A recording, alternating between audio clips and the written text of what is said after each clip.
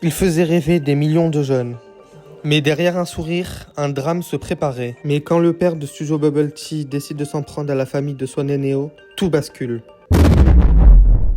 Informations privées révélées dans un blog, harcèlement en ligne, ou même témoignages. Ah mais si je lui disais non à Mickaël pour qu'il me touche le cul, me taper. Qui est vraiment derrière la chute? Créé en 2014, Studio Bubble Tea devient rapidement une référence de contenu familial sur YouTube. Hey, coucou Atana, coucou Calice. C'est Nigel. Comment ça va aujourd'hui, filles? C'est bien. Bon, je Le vais... concept est simple, un père, ses deux filles, des jeux, des bonbons, des vidéos ludiques. Fils, elle a fait une boulette. Elle a dessiné sur la PS5. Elle l'a cassé? Et le pire dans tout ça, T'as dessiné dessus? Le tout dans un univers coloré et entre parenthèses positif. Les enfants adorent, les vues explosent, et à son apogée, la chaîne dépasse le million d'abonnés. Mais ce que le public ne voit pas, c'est le contrôle grandissant du père sur l'image de ses enfants. Et sa place est de plus en plus dominante devant les caméras. Chapitre 2, le père prend le contrôle. Le père devient la véritable star de la chaîne.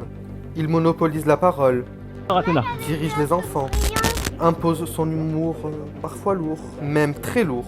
Certains abonnés commencent à s'interroger, en se demandant pourquoi cette mise en avant constante du père.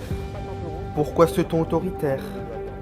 Des vidéos ou même des photos de plus en plus gênantes commencent à faire leur apparition sur les réseaux sociaux. Il fait des blagues gênantes ou semble utiliser ses enfants pour outil de contenu. Mais sachez que ce n'est que le début. Chapitre 3, l'affaire Swan et Neo.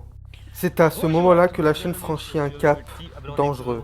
La chaîne Studio Bubble Tea, plus particulièrement le père, commence à parler d'une autre famille, celle de Swan et Neo. Non pas pour collaborer, mais pour attaquer. Il fait des allusions, des pics. Puis il va plus loin, divulguer des informations personnelles sur la famille de Swan et Neo. Des informations que normalement personne ne devrait partager publiquement. Mais pourquoi? Par jalousie? Par vengeance? Le mystère reste entier. Mais une chose est sûre, les conséquences sont dramatiques. C'était horrible la vie chez nous, qu'on nous forçait à faire les vidéos et du coup les gens ils se disaient c'est pas possible, faut les sauver ces gamins. Pour un premier drama, on était un peu sous le choc parce que on savait pas trop comment réagir, les gens nous menaçaient de mort, ils menaçaient aussi de nous kidnapper. Donc les réseaux sociaux, à l'époque on connaissait pas trop l'impact, on savait pas si ça allait vraiment arriver. C'est une chaîne concurrente voilà, qui nous a posé beaucoup de problèmes. Bon, concurrente maintenant, je lui rigole plutôt plus au nez. J'ai des tas de vidéos pour expliquer que non, je me fais pas exploiter. Mais toujours les gens ils sont restés sur leur avis. Chapitre 4, témoignage de femmes par rapport à Moïse Ménard. Nous voilà arrivés donc au chapitre 4, l'interview de deux femmes. Donc des témoignages bien évidemment anonymes, nous avons renommé leurs prénoms et on respecte cela. Donc je vous laisse écouter ce fameux témoignage.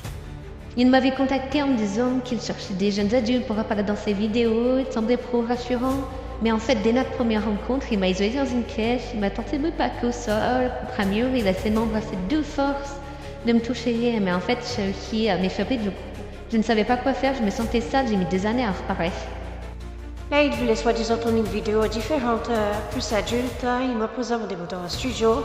Et très vite, il est devenu oppressant, il a verrouillé la porte, il essaie de forcer des gestes que je refusais. J'ai hurlé, il a paniqué, du coup il m'a laissé partir. Après, j'ai porté ça pendant longtemps, aujourd'hui je parle, parce que je ne veux vraiment plus qu'il fasse ça à quelqu'un d'autre, parce que j'ai énormément souffert, j'ai été traumatisée. J'ai même tout le monde des pécheurs. Et s'ils lui disent non pour aussi, pour qu'il me touche, qu'il va me frapper.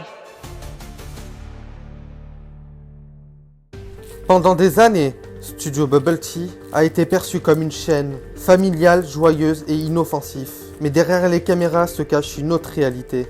Manipulation, divulgation d'informations privées et harcèlement en ligne, mais aussi attouchement sexuel. En tout cas, ce soir, nous vous avons montré des témoignages poignants et réels, ce qui est inédit. Mais pour vous, la vérité finira-t-elle par éclater? C'est maintenant à vous, chers spectateurs, d'en faire votre propre avis. Et surtout, de ne jamais oublier qu'un sourire en vidéo ne dit jamais la vérité. Sachez qu'au moment de la diffusion de ce documentaire, nous vous préparons un épisode 2 des dessous de Studio Bubble Tea. Chapitre bonus, le prédateur sexuel. Bonsoir, vous soyez d'accord pour que je vous caractérise. Que je vous caractérise. Pour 5 euros, je peux vous caractérise si vous voulez. Pour 50 euros, si vous êtes d'accord, je peux vous déchirer les deux à viande.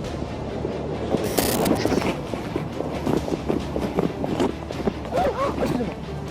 Je suis décontrôlé avec les femmes faciles. Mais ça va pas. Pardon. Je peux prendre un café si vous voulez. Non mais vous allez par là, moi je vais par là. Mais qu'est-ce que vous prendrez de ça? Bah, je sais pas, on peut prendre un café, on peut discuter. Non, non, j'ai pas envie de discuter, encore moins avec ça. Petite copine, quoi. Ah, j'aime bien les copines, moi.